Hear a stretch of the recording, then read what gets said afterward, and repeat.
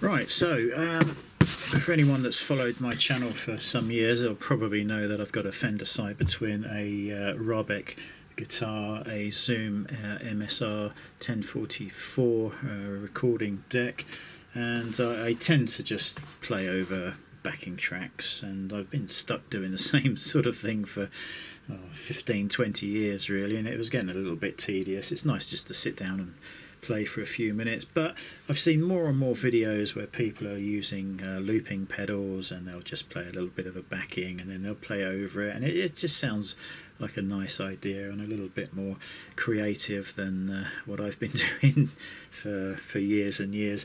So I've had a little look, and it seemed that the Boss RC-500 would probably be the reasonable solution to that problem, and we have ordered one from Amazon, and we have also ordered some rechargeable batteries, so I thought we would do a quick unboxing.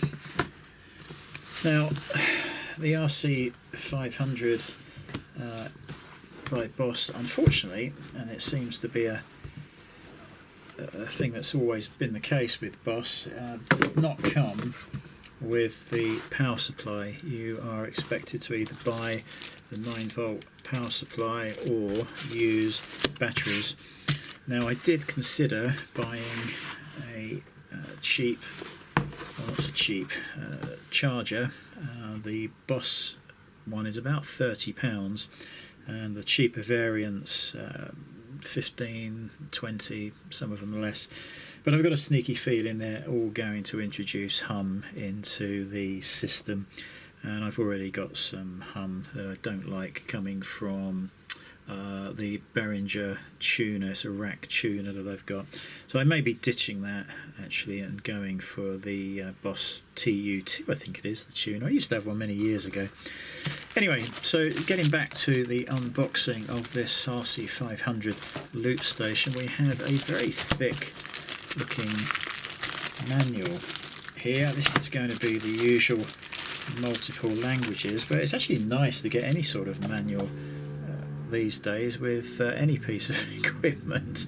So 1, 2, 3, 4, 5, 6, 7, 8 languages, and we have, looks like 27 pages in English, but there are literally hundreds of videos online explaining what this does, how to use it, etc. So I've certainly been watching a few of those. I would suggest everybody else does as well.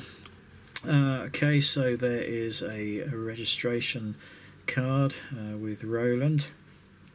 Scan this code to get started. We have,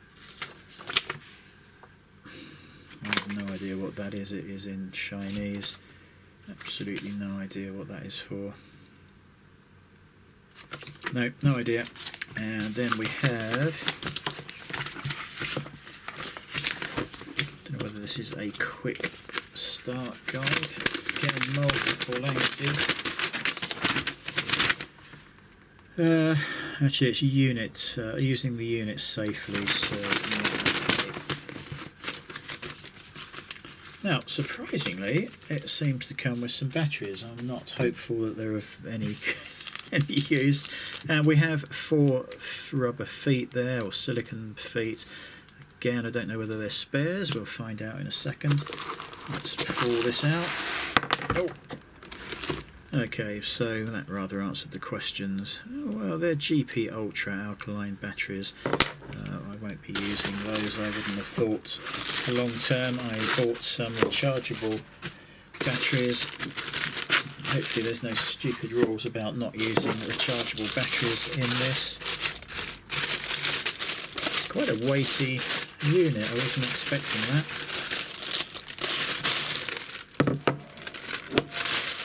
Okay, so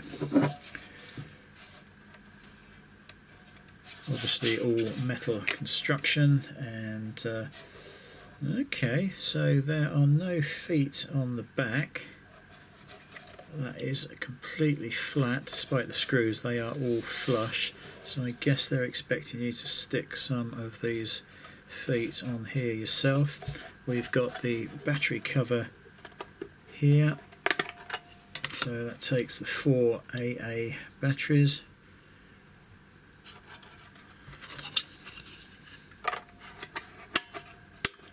All very nice and solid. We have a serial number label there. So on the right we have absolutely nothing, on the front nothing, left side nothing. On the back we have mic in, instrument in, A and B for mono and stereo. We've got output A and B, so mono or stereo. We've got 3.5 MIDI connections here, and then we've got expression pedal or control switches, and then we've got the 9V in, use Boss PSA-S adapter only. There's the serial number again. Is that the same as on the bottom? Yeah, it is. And this, I am sure, although Roland is in Japan, this I was going to say it's made in China, but it absolutely isn't. It's made in Malaysia. That is a surprise. So on the front we have very solid feeling switches. They are just push to make switches, they are not latching obviously. We have 2 sliders for level. There is a detent there in the middle position, and the various switches. That is a rotary encoder with a push button operation, and then you have simple mic level.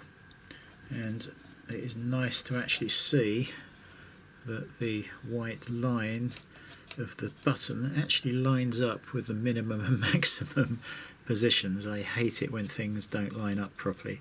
It's just one of those annoying things. Now, strangely, there is no protective cover over the LCD display, but that's not a major problem. It was wrapped very well.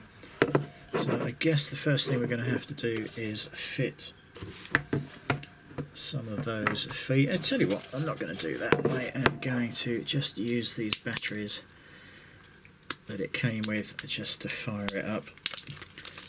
I can't imagine why you wouldn't be able to use rechargeable batteries in this. In fact, I have bought 8 rechargeable batteries specifically for it, so hopefully that will be good.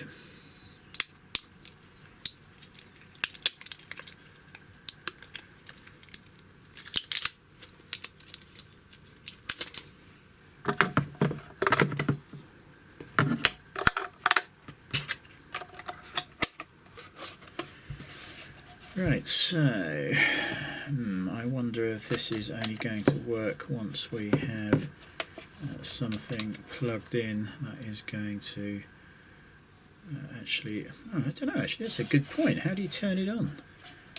Is it only on when something is plugged in? And of course we haven't got anything to plug in out here in the workshop. Yeah, I think we are going to have to go and get something to plug in, because there is no physical on-off switch. Unless I'm being incredibly thick, I don't think I am. There is nothing there. So it clearly only comes on once you have plugged in something into the back there. So it looks pretty well made. Very pleased so far. It was about £250. We will pop these feet on and then probably go and do a separate video later once we have brought out an instrument, or at least a cable, just to get this to fire up. Should have thought about bringing something out with me, but I expected it to have an on-off switch.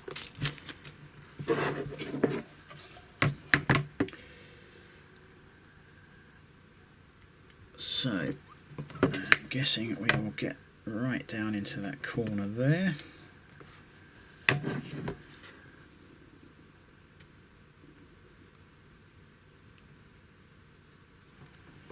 side up there.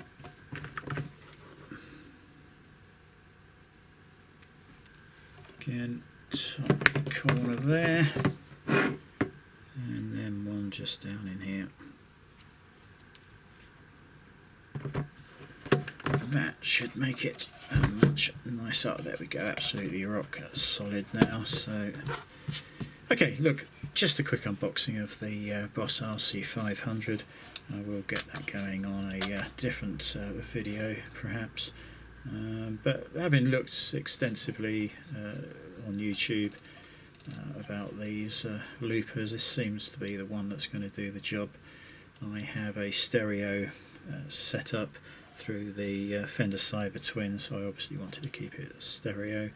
We just have to work out how we're going to best put this into the chain and get it all going. Anyway, quick look at that.